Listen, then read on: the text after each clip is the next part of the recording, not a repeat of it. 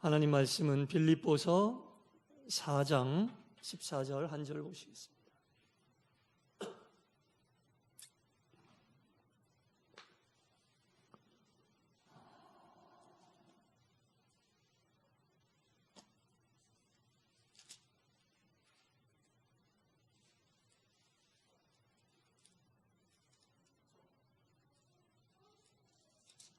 빌립보서 4장 14절입니다. 함께 하나님 말씀을 같이 봉독하겠습니다.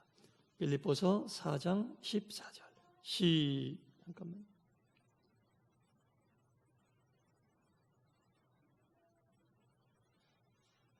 죄송합니다. 4장 13절입니다. 네, 4장 13절입니다. 주보에 오타가 났습니다. 4장 13절 시작. 내게 능력 주시는 자 안에서 내가 모든 것을 할 수 있느니라. 아멘. 할렐루야. 오늘도 수요 예배에 참여한 모든 분들을 환영하고 주님의 이름으로 축복합니다.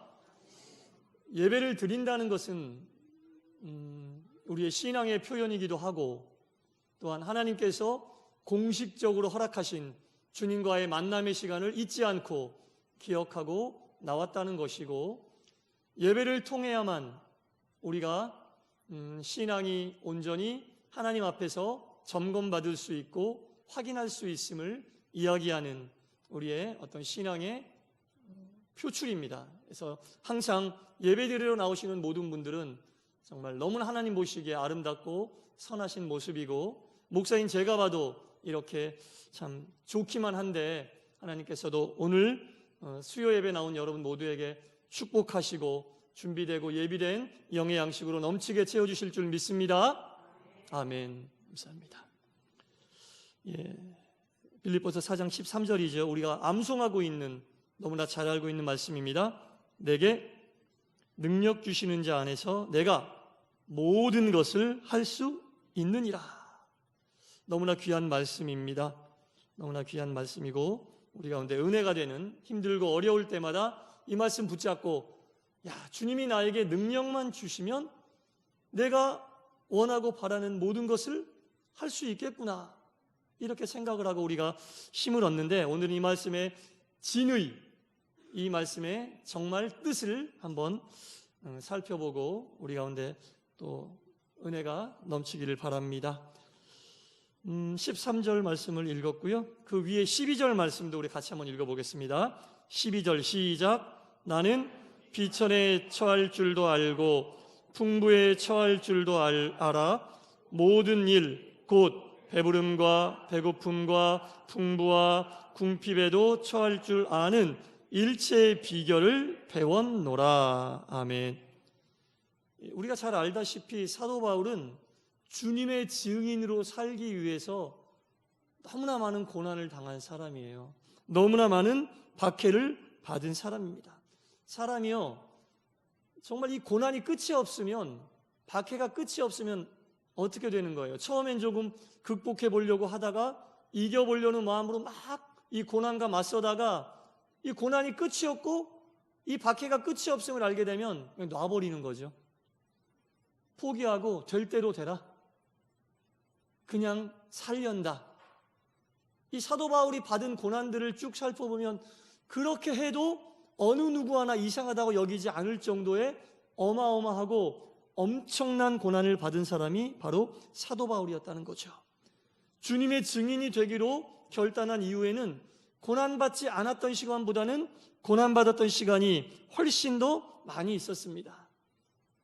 그 가운데 사도 바울이 오늘 고백한 것이 본문인데, 내게 능력 주시는 자 안에서 모든 것을 다 할 수 있다고 했는데, 그 앞에 말씀을 보니까 그렇게 하기 위해서 바울이 일체의 비결을 배웠다고 이야기하고 있습니다. 아하, 능력 주시는 자 안에서 모든 일을 행하기 위해서는 일체의 비결을 배워야만 능력 주시는 자 안에서 모든 일을 행할 수 있겠구나. 그럼 일체는 어떤 일체인가? 비천에 처했을 때 어떻게 내가 행해야 할 것이고, 풍부에 처했을 때는 내가 어떻게 행하며, 배고플 때는, 배부를 때는, 궁핍할 때에는, 여유가 있을 때에는 어떻게 내가 처신해야 될지를 이미 바울은 이 받은 고난과 박해를 통해 배웠다는 겁니다. 깨달았다는 거죠. 그러니까 우리가 이 바울의 이 고백을 보면서 이 신앙의 여정이라는 것 속에 우리가 빼놓지 말아야 될 중요한 요소가 있는데, 나에게 주어진 상황 속에서 내가 항상 무언가를 배워야겠다라고 하는 마음을 가져야겠다라는 거죠. 풍부에 처했을 때는 주님이 나에게 주신 이 풍부를 통해 내가 뭘 배워야 되지? 궁핍에 처했을 때는 이 궁핍한 삶을 통해 주님께서 나에게 가르쳐 주시고자 하는 게 뭐지? 배고플 때에는 이 배고픔을 통해서, 배가 부를 때에는 이 배가 부름을 통해서 주님이 나에게 가르쳐 주시고자 하는 뜻이 뭘까? 그것을 내가 배워야겠다. 이것은 고난이 아니라 내가 배우는 시간이다. 이것은 고통이 아니라, 박해가 아니라 내가 배우는 시간이다 라는 고백이 우리 가운데 있어야 되고, 바울은 바로 그것을 깨닫게 됐다는 겁니다. 풍부에 처해 있을 때 바울이 깨달은 것은 내가 풍부하고 여유로워도 교만하면 안 되겠구나. 비천에 처했을 때는 내가 지금 좀 부족하고 내가 어려운 상황이 있지만 절대 비굴하게 살아서는 안 되겠구나. 어떠한 상황 속에서도 스스로 자족하며 하나님께 영광 돌리는 법을 몸에 배워 익혀야겠다라는 것을 바울이 배웠다고 지금 고백합니다. 이 배움의 고백이 있은 후에 바울은 이제 내가 능력 주시는 자 안에서 모든 일을 행할 수 있다라는 고백을 하게 됐다는 겁니다. 이런 배경 속에서 오늘 본문 말씀이 사도 바울이 한 고백입니다. 내게 능력 주시는 자 안에서 내가 모든 것을 할 수 있다라는 고백은, 그렇게 보니까 주님께서 내게 능력만 주시면 내가 바라고 원하는 모든 것들을 할 수 있다라는 말씀이 아닌 거죠. 주님의 능력을 왜 내가 바라고 원하는 것을 위해 써야 됩니까? 왜 내가 바라고 원하는 것을 위해서 주님이 주신 능력을, 주님이 바라고 원하는 것을 위해 주님의 능력을 사용해야 될 줄 믿습니다. 네, 내가 바라고 원하는 것을 이루기 위해서 왜 주님의 능력을 써야 되죠? 주님이 그렇게 능력을 주시진 않습니다, 여러분. 결국은 따져보니까 내게 능력 주시는 자 안에서 내가 모든 일을 할 수 있다는 것은 모든 상황 속에서 사도 바울이 배운 것들을 총동원해서 사도 바울이 결론 내린 건데, 이것을 아주 적절하게 요약한 사람이 한 사람 있습니다. 존 폴락이라는 사람이 쓴 책에 사도 바울의 이 본문을 이렇게 해석했어요.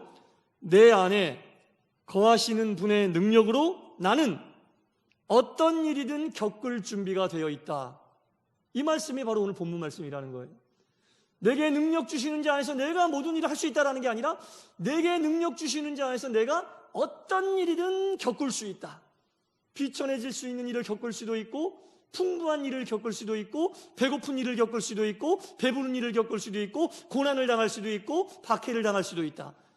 그러니까 주님의 능력만 있으면 나는 어떤 일도 겪을 준비가 되어 있다는 것을 배웠다. 이게 바로 바울의 고백인 거죠. 네. 주님이 능력 주시는 자 안에서 내가 모든 일을 행할 수 있다. 우리가 늘 주님의 능력 안에 살고 있는데, 우리가 하기 싫은 일, 어려운 일, 괴로운 일 오면 주여 물리쳐 주시옵소서, 이게 아니라 이것을 겪게 하시는 힘은 내 힘으로는 버틸 수 없고 감당할 수 없으니 주님이 주시는 능력만 있으면 나는 이 힘들고 어렵고 괴로움을 겪어낼 수 있다. 오롯이 버틸 수 있다. 견뎌낼 수 있다. 그리고 이 일을 통해서 주님이 나에게 배우고자 원하시는 것을 다 배우고 나면 이 일은 떠나가게 된다. 주님이 알려주시고 하는 거죠. 다 내가 배웠는데 더 이상 이 고난을 나에게 주실 필요가 없잖아요. 그러니까 우리는 주님이 주시는 일들에 대해서 내 능력으로 버티고 견디려고 하면 안 되고, 주님이 주시는 능력으로 내가 이것을 겪어낼 수 있다는 것을 배워야 되는 거죠. 언제? 평상시에 우리의 신앙생활을 통해, 우리에게 주어진 모든 예배의 환경을 통해, 모든 기도할 수 있는 여건, 기도할 수 있는 시간, 주님을 위해 봉사할 수 있는 시간을 통해 이런 모든 것들을 철저히 배워놔야지, 내가 예상하지 않았었던 어떤 일들이 우리 가운데 온다 할지라도 나는 주님의 능력으로 이 일을 겪어낼 수 있다는 고백이 거기서 나올 수 있다는 거예요. 그냥 바울이 이 고백이 나온 게 아니라 자기가 삶 속에서 겪었던 모든 것들을 총망라해서 정말로 신앙의 내공이 쌓인 이후에 이러한 깨달음을 깨닫고 주님 앞에 고백한 것이 바로 바울의 고백이라는 거죠. 우리 가운데 이러한 고백이 있기를 간절히 축원합니다. 그리고 주님은 이런 고백을 하는 사람들을 하나님의 도구로 썼습니다. 성경에 나와 있는 모든 사람들이 이런 하나님에게 이런 고백을 한 사람들을 하나님은 하나님의 도구로 썼다는 거죠. 사도행전 12장에 보면은 이런 사건이 나옵니다. 제가 지난주 주일 오후에도 했고 오늘 새벽에도 말씀드렸던 사건인데, 이 베드로가 감옥에 갇히게 됐습니다. 베드로는 총 3번 감옥에 갇혔는데 베드로가 감옥에 갇혀서 하나님께 간절히 기도했어요. 사도행전 12장 5절에 이에 베드로는 옥에 갇혔고 교회는 그를 위하여 간절히 하나님께 기도했다. 베드로 사도가 감옥에 갇히자 베드로와 함께 있었던 많은 성도들이 베드로를 위해서 같이 열심히 기도했다는 거죠. 베드로 앞에 야고보가 참수형을 당하고 이제 베드로마저 참수형을 당하게 되는 그런 상황인데, 모든 교인들이 베드로를 위해서 간절히 기도했다는 겁니다. 왜 어떤 기도의 제목을 놓고 이 교인들이 베드로를 위해서 기도했을까요? 베드로가 이제 사형 선고를 받고 참수형 받는데 교인들이 베드로의 어떤 모습을 어떻게 해달라고 하나님께 기도했겠어요? 하나님, 우리 베드로 사도 살려주세요. 이렇게 기도하지 않았겠어요? 그렇게 안 했겠어요? 그렇게 했겠잖아요. 아니, 베드로 사도가 죽게 됐는데, 사형당하고 참수형 당하는데 교인들이 다 모여서 주여 우리 베드로 사도 살려주시고 하나님께서 더 귀한 도구로 쓰셔야 됩니다. 지금 죽게 하면 안 됩니다. 주여 살려주시옵소서. 이렇게 베드로 사도를 위해 간절히 기도했을 거라고 우리가 생각을 합니다. 그게 정상적인 생각이라고 볼 수 있어요. 그런데 베드로 사도가 죽지 않고 주님께서 감옥에서 끄집어내 주셨어요. 정말 살아난 거예요. 정말 살아났는데 이 교인들이 열심히 기도하고 있는 곳으로 찾아갔어요. 그리고 문을 두드렸을 때 한 소녀가 나왔어요. 누구세요? 했더니 나 베드로다. 네? 누구세요? 나 베드로라니까? 안 믿었죠. 이 소녀도 안 믿은 거예요. 왜냐? 베드로는 이미 참수형당해서 죽어야 되거든. 근데 살아난 거예요. 문을 살짝 여니까 베드로가 있어요. 그래서 열심히 뛰어가서 같이 기도하던 교인들에게 가서 여러분, 베드로 사도가 살아났어요. 그랬더니 이 많이 같이 기도하고 있던 사람들이 무슨 말이야? 베드로 사도는 이미 죽었어. 아니에요. 정말 살아났어요. 제가 두 눈으로 똑똑히 봤어요. 그랬더니 그건 네가 베드로를 본 게 아니라 베드로 사도의 수천사를 본 거야. 베드로는 이미 죽었고 하나님께서 베드로의 천사를 통해 열심히 기도하고 있던 우리에게 그 베드로의 모습을 보여주신 거야. 여러분, 제가 좀 전에 뭐라고 말씀드렸어요? 베드로 사도가 참수형이 당할 처지에 놓여있자 교인들이 기도했다고 했는데 뭘 놓고 기도했다고 했어요? 베드로 사도를 살려달라고 기도했을 거라고 모두가 생각하는데, 아니 그 기도를 했다면 그 기도의 결과가 지금 이루어진 거 아닙니까? 베드로가 살아났는데? 그러면 이 소녀는 나 베드로다 할 때 할렐루야 하나님 감사합니다. 우리의 기도를 들어주셨군요. 교우 여러분, 하나님이 우리의 기도를 들어주셔서 베드로 사도가 살아났어요. 이렇게 얘기해야 되는데 이 소녀도 믿지 않았고, 이 소녀가 두 눈으로 확인하고 가서 얘기했는데도 2번이나 이 교인들은 믿지 않았던 거예요. 아니야, 베드로 죽었어. 정말 내가 눈으로 봤다니까요. 아니야, 그거 베드로의 수호천사야. 이렇게 2번이나 믿지 않았다는 거예요. 그러면 도대체 이 사람들은 무엇을 놓고 기도했겠는가? 만약에 베드로 사도를 살려달라고 기도했는데 하나님이 응답해 주신 이것을 보고 이렇게 반응하는 이 교인들의 기도를 정말 믿음이 없는 사람들의 기도라고밖에 볼 수 없는 것인가? 기도를 했지만 실제로 그 결과가 눈앞에 이루어졌을 때 믿지 못하는, 이게 정말 앞뒤가 맞지 않는 거 아닙니까? 이러한 사건을 왜 하나님이 성경에 써놓으셨을까? 이게 무슨 은혜가 된다고? 이게 무슨 가치가 있다고? 그리고요, 베드로와 같이 초대교회에 신앙생활 했던 사람들은요, 보통 사람들이 아니에요. 여러분 잘 알다시피 초대교회 그 신자들의 신앙 대단하지 않습니까? 하나님의 말씀을 삶으로 지켜내려고 몸부림치면서 살았고요, 자신의 모든 물질을 다 사도들 앞에 갖고 와서 유무상통하면서 정말 신앙의 모범을 보였던 사람들이 초대교회의 그 교인들인데, 이 교인들이 이렇게 하나님이 응답해 주신 응답에 대해서 이런 식으로밖에 반응할 수 없었겠는가? 라는 의문점이 생기게 된다는 겁니다. 베드로 사도가 처음 투옥된 일이 사도행전 4장에 나오는데, 왜 투옥됐냐면요, 베드로와 요한이 성전 앞을 거닐다가 성전 미문을 지나는데 38년 된 나서 한 번도 걸어보지 못한 그 사람이 앉아있는 거예요. 그래서 베드로 사도가 나사렛 예수의 이름으로 그 병을 고쳐주었거든요. 나사렛 예수의 이름으로 그 병을 고쳐주었고 곧이어 예수 그리스도의 부활을 증거했는데, 그것을 못마땅하게 여겼던 유대교 지도자들이 베드로 사도를 감옥으로 끌고 가서 투옥시켰다는 거예요. 신성 모독죄로, 하나님을 모독한 죄로. 어찌 나사렛에서 태어난 예수가 하나님의 아들이 될 수 있으며 이가 어찌 메시아가 될 수 있겠는가? 신성 모독죄로 이 종교 지도자들이 베드로 사도를 감옥에 갖다 넣었어요. 그리고 이튿날 이렇게 이야기를 했죠. 너희들 다시는 이 예수에 대해서 헛소문 퍼뜨리지 않는 거 약속하면 내가 풀어줄게. 이렇게 해서 풀림 받았는데, 풀려나고 나서도 베드로 사도는 바로 그 자리에서 유대 종교 지도자들에게 예수 그리스도를 전하는 담대함을 보이게 됐거든요. 그리고 나서 바로 교인들에게 가서 그 모든 자초지정을 설명을 했죠. 그 모든 자초지정을 설명하고 더 열심히 그리스도 예수를 전하자고 이야기하면서 합심으로 기도한 내용이 나옵니다. 사도행전 4장 29절부터 30절 말씀을 제가 읽어보겠습니다. 주여, 이제도 그들의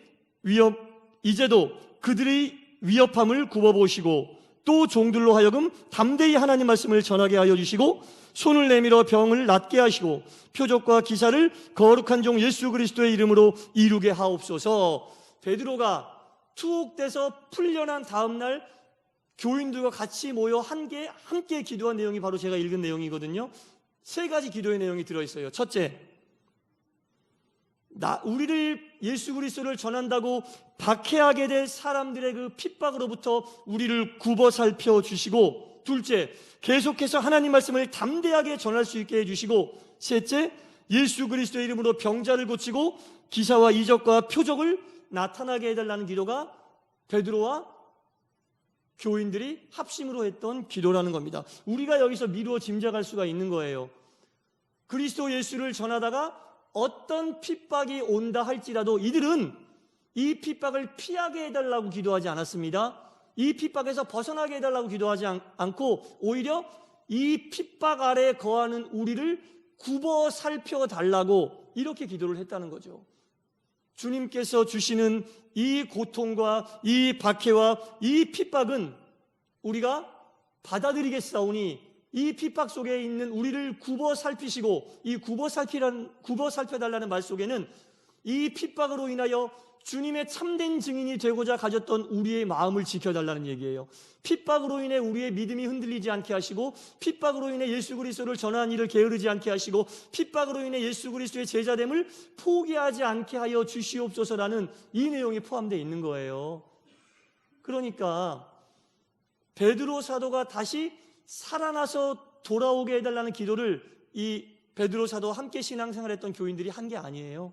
이들은 베드로 사도가 참수형이라고 하는 극형 앞에서 두려움에 떨지 않게 하시고 믿음으로 그것을 받아들이게 하시고, 그것으로 인하여 베드로 사도가 이제까지 쌓아왔던 사도로서의 믿음의 영예와 예수 그리스도를 사랑하는 그 마음과 평생 영예롭고 의롭게 하나님을 전했던 그 마음이 흔들리지 않게 하시고, 이 참수형 당하는 것도 주님의 뜻이라면 은혜 가운데 받아들이게 하시고, 이것이 끝이 아니라 영원한 생명으로서의 시작, 주님이 베드로의 생명을 책임져주고 있다는 것을 깨닫게 하셔서 끝까지 주님의 길을 가게 하옵소서, 굽어 살펴 주시옵소서, 이런 기도를 교인들이 했다는 거죠. 죽음을 앞에 둔 베드로 사도를 위해 교인들은 주여 살려주시옵소서, 그 죽음의 고통과 고난에서 벗어나게 해주시옵소서, 이렇게 기도한 게 아니에요. 내게 능력 주시는 자 안에서 모든 일을 할 수 있다. 베드로 사도가 능력 주시는 주님 안에서 그 일을 온전히 담대하게 겪게 하여 주시옵소서, 이렇게 기도를 했다는 겁니다. 여러분, 우리의 삶 속에서 오는 고난과 박해와 핍박과 어려움이 온다 할지라도 그냥 주여 이것에서 벗어나게 해 주시옵소서 하지 말고 주님의 능력으로 겪게 하여 주시고, 이 겪음을 통해 내가 무엇을 배우게 하여 주시옵소서, 일체의 비결을 배워야만 내게 능력 주시는 자에서 내가 모든 일을 행할 수 있다고 했으니, 이 고난을 통해 내가 주님이 나에게 가르쳐 주시고자 하는 귀한 것을 배워 알게 하여 주시옵소서. 여기서 배워 알게 하다라는 것은 그냥 단순히 머리로 배우는 게 아니라 배워서 내 몸의 습관이 되게 하라는 할라어 단어 뜻이 있어요. 배워 익혀 내 몸의 습관이 되게 하여 주시옵소서라는 뜻이 있거든요. 그러니까 우리가 신앙생활을 통해 겪는 어려움과 환난과 고통과 박해 속에서도 주님의 능력으로 겪으며 주님이 나에게 알려주시고자 하는 것들을 배워 내 몸에 익혀 내 습관이 되게 하여 주시옵소서. 그 시기를 통해 기도하는 습관이 들게 하시고, 그 시기를 통해 예배를 한 번도 거르지 않는 습관이 들게 하시고, 그 시기를 통해 믿음이 더욱 단단해지는 습관을 들게 하시고, 그 시기를 통해 모든 것을 주님의 능력 안에서 내가 겪을 수 있는 담대한 믿음을 갖는 습관을 갖게 하여 주시옵소서. 이런 것이 바로 주님이 우리에게 고통과 고난 속에 배우기를 원하고 계신다는 겁니다. 여러분, 우리가 순종이라는 말을 쓰잖아요. 순종, 하나님 말씀에 순종하는 건 당연합니다. 그런데 하나님 말씀에 순종하다라는 그 속에는 어떤 내용이 포함되어 있냐면, 하나님께서 나에게 주신 상황에 순종한다라는 말이 포함되어 있는 거예요. 하나님께서 나에게 주신 상황에 순종한다. 상황을 피하려고 하지 않고 이 상황을 내가 원하지 않다고 해서 주여 걷어주시옵소서가 아니라 그 상황에 순종하며 그 속에서 내가 일체의 비결을 배우고 그 속에서 그리스도 예수의 힘과 능력으로 내가 모든 것을 헤쳐나갈 수 있고 버틸 수 있고 겪을 수 있고 견딜 수 있다는 것을 주님은 우리에게 알기를 원하고 계신다는 겁니다. 사랑하는 동산의 성도 여러분, 정말로 믿음의 길을 간다는 것은, 믿음의 길 가운데 우리가 겪는 고난과 어려움이라는 것은 그것을 피하려고 하는 것이 아니라 그 상황을 믿음으로 받아들이고 그 속에서 주님이 배우고자 우리에게 원하고 계신 것이 무엇인지 깨달아 그것을 통해 우리가 배우고, 그 상황 속에서 내 뜻이 나타나는 것이 아니라 주님의 뜻이 나타나게 우리가 기도하고 주님의 뜻을 발견하고 그것을 우리가 깨달아 아는 것이 바로 진정한 믿음의 길인 것입니다. 바울이 그랬고 베드로가 그랬던 것처럼, 또한 베드로와 함께 기도했던 모든 교인들이 그러한 마음으로 기도했던 것처럼, 우리가 모든 상황에 있어 그 상황을 통해 알려주시고자 하는 주님의 귀한 뜻을 깨달아 알고 그 뜻대로 순종하여 결국은 그 고난이 우리에게 유익이 되고, 정말로 주님이 내게 능력 주실 때 내가 주님의 힘과 능력으로 이제는 어떤 상황을 맞아들인다 해도 겪어내고 버텨내고 견뎌낼 수 있고, 그 속에서 주님이 가르쳐 주시고 하는 귀한 것을 배워 그것으로 온전한 믿음의 길을 갈 수 있기를 간절히 축원합니다. 기도하겠습니다. 하나님 아버지, 바울은 고백했습니다. 내게 능력 주시는 자 안에서 내가 모든 것을 할 수 있다고 고백했습니다. 주여, 이것은 바울이 비천에 처할 줄도 알고 풍부에 처할 줄도 알고 배고픔과 배부름과 궁핍과 풍부에 처하면서 하나님께서 함께 하신다는 것이 어떠한 것인지, 고통과 박해를 받는 것이 어떠한 것인지 깨달아 알고 일체의 비결을 배웠기 때문에 이러한 고백이 가능했습니다. 믿음의 길을 가는 우리들도 하나님께서 주시는 그 모든 상황 속에서 피하려만 하지 않고 믿음으로 받아들이고, 그 속에서 우리가 그 모든 상황을 겪어내고 견뎌내고 버텨낼 수 있는 일체의 비결을 배우게 하여 주시사 바울의 귀한 고백이 우리의 고백이 되게 하여 주시고, 내게 능력 주신 자 안에서 내가 주님을 위해 모든 것을 변치 않고 할 수 있음을 아버지 앞에 온전히 고백하는 단단한 믿음의 귀한 주의 종들로 세워 주시옵소서. 예수님 이름으로 기도드리옵나이다. 아멘.